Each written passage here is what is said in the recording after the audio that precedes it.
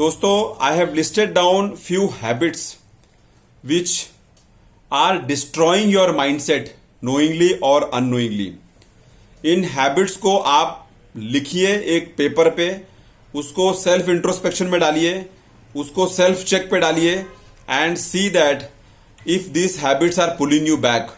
Very important to understand, and it is important to understand because if you are not progressing in your life and career and your journey towards your purpose, then I'm sure these habits are pulling you back.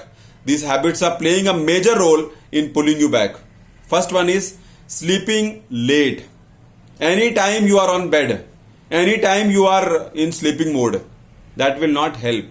एक pattern पकड़ लिया आपने 6 घंटा 7 घंटा 8 घंटे का, ठीक है, आप उसको फॉलो करो बस। बाकी दिन में अगर आपको बार बार नींद आ रहा है तो that is a problem. So sleeping late should not happen that it is making your mind set go in the comfort zone and making you lazy. It will not work in the long run at least. Second is over stressing और over thinking about anything. छोटा issue आ गया, you are thinking about it whole day. छोटा problem आ गया, you are thinking about it whole day. You are not able to focus anywhere, you are always distracted.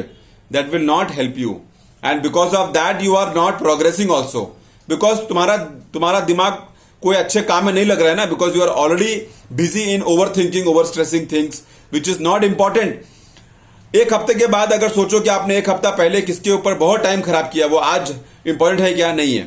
तो you that means basically you have wasted your 1 week on thinking on one topic continuously for you also don't know how many hours. Third is holding on to the past and playing the victim card. That will not help at all. जो हो गया वो हो गया, past is past.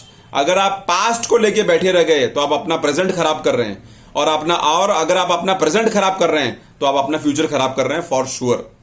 तो holding on to the past, playing victim card is a very poor habit, और उसको फट से अपने रूटीन से या थॉट प्रोसेस से बाहर निकालो because it is pulling you back. Fourth one is trying to please everyone. सबको खुश करने के चक्कर में आप कुछ नहीं कर पा रहे हैं। किसी ने बोल दिया ये करो तो हाँ उस पे लग गया, किसी ने बोला ये करो तो हाँ उस पे लग गया, किसी ने बोला ये करो तो हाँ उस पे लग गया। आपका खुद का माइंडसेट आप अप्लाई नहीं कर पाएगा जब तक आप दूसरों को खुश करने के चक्कर में लगा रहेगा। और जहां आपको जो अच्छा लग रहा है, अगर आप उस पर अपना माइंडसेट नहीं लगाएगा तो वो रिजल्ट भी खराब आएगा, वो रिजल्ट भी अच्छा नहीं आएगा, वो रिजल्ट खाली मजबूरी में आएगा। तो that will not help anybody. So trying to please everyone is not a good habit at all. Understand what you need, understand what you are liking, understand what is your passion, understand what is your area of expertise. उसको समझ के आप अपना काम चालू करें। अगर passion और प्रोफेशन मीट हो गया, first class, awesome. Next is poor खाने का हैबिट, बिकॉज खाने का हैबिट और माइंडसेट और आपका थॉट प्रोसेस सब कनेक्टेड है। आप देख लो, अगर आपको किसी का हैबिट है चाय नहीं मिला तो they are not able to think. अगर किसी को एक अच्छा खाना नहीं मिला रात को या सुबह या दोपहर, एक अच्छा नाश्ता नहीं मिला तो दे गेट हेडेक्स। अगर किसी को एक पर्टिकुलर जूस नहीं मिला, ये पर्टिकुलर बटर मिल्क नहीं मिला, या एक ऐसा चीज है जो कि आपको अपने डाइट में, अच्छे डाइट, हेल्दी डाइट को ऐसा रखो कि आपका माइंडसेट हमेशा क्रिएटिविटी, इनोवेशन और out of the box thinking के मोड पर होना चाहिए। तो you have to take care of your diet in a positive way so that your mindset is always on the growth track. Sixth is not living in the present moment. Always you are living in past or you are living in the future. You are worried about the past, you are worried about the future. You are overthinking about the past, you are overthinking about the future. तो present को तो आपने खराब करके रखा हुआ है ना। प्रेजेंट में तो आप कोई काम कर ही नहीं रहे। प्रेजेंट में तो आप अपना पूरा टाइम वेस्ट कर रहे हैं। तो प्रेजेंट को अगर आपने सही तरीके से यूज नहीं किया तो आपका फ्यूचर, आपका टुमारो क्या रिजल्ट देगा? जीरो। तो always try to live in the present moment and see what best you can do, and you have to put all your efforts to ensure that this is what best you can do. Next is getting caught in the complain and blaming mindset. मेरा ये problem हो गया because of this person, मैं यहां नहीं पहुंच पाया because of this situation, मेरा मेरा मेरा टेंडर रिजेक्ट हो गया बिकॉज ऑफ दिस प्रॉब्लम, मेरा ये रिजल्ट फेल हो गया बिकॉज ऑफ दिस प्रॉब्लम, मेरा नौकरी नहीं लगा बिकॉज ऑफ दिस प्रॉब्लम, मेरा स्किल सेट पीछे रह गया because of this problem. No, there are plenty of other options. Find it out, understand, go deep down. छोटे लेवल पे शुरू करो, क्या प्रॉब्लम है उसको सॉल्व करो. ये नहीं हुआ तो नेक्स्ट, ये नहीं हुआ तो और कुछ, ये नहीं हुआ तो और किसी से बात करेंगे. But don't give up easily. Don't play the game of complaining. Don't play the game of blame game. That will not help. Ultimately, आप कितना भी कंप्लेन कर लो, कितना भी ब्लेम गेम खेल लो, you might be right, but वो आपको end of the month salary दे रहा है क्या?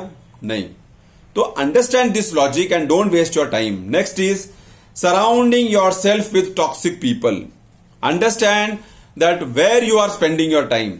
Is your circle of people are toxic people, negative people, they are all helpless people, they have all given up, they are all losers, they have not done major in their life, they are not successful, they don't understand growth, they don't understand innovation, they don't understand creativity, they don't understand that life को ऐसी निकाल के क्या फायदा है. They have to take a major risk. वो सब अगर उनको नहीं समझ में आ रहा है and they are always living in the negative mode, then you are in the wrong surrounding of people.